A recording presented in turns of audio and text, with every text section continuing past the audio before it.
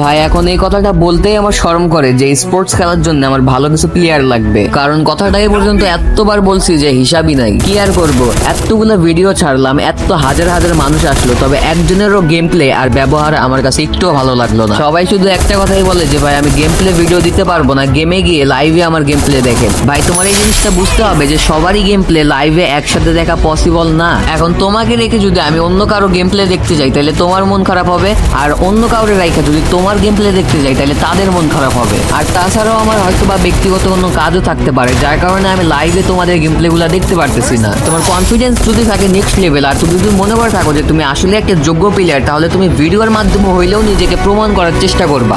Squad নাই দেখে বিয়ার খেলতে পারতেছি না, টুর্নামেন্ট খেলতে পারতেছি না, কাস্টম খেলে সেইটা দিয়ে ভিডিও বানানো লাগতেছে। তুমি রাশার হও, স্নাইপার হও, সাপোর্টার হও, যেটাই হও না কেন, যদি একটা যোগ্য প্লেয়ার হয়ে থাকো তাহলে যেভাবেই পারো তোমার একটা গেম প্লে ক্লিপ আমাকে দেখাও। কথা দিচ্ছি আমাদের টিমে আসলে তোমার তেমন একটা খারাপ লাগবে না। টিকটক আইডির প্রোফাইলে আমার ফেসবুক আইডির লিঙ্ক দেওয়া আছে, চাইলে ওইখানেও মেসেজ করতে পারো। যদি মন থেকে আমাদের টিমে আসতে চাও আর তুমি যদি একটা যোগ্য প্লেয়ার হয়ে থাকো, শুধু তাহলেই আমাকে মেসেজ করবা। আর এটা ভাববো না যে টিমে আসার সাথে সাথে টুর্নামেন্ট খেলা শুরু করে দিবা। প্রথমে আমাদের বর্নিং ঠিক করতে হবে, দেন টুর্নামেন্ট। পুরোটাই তোমার ইচ্ছা তুমি আমাদের টিমে আসবা কিনা।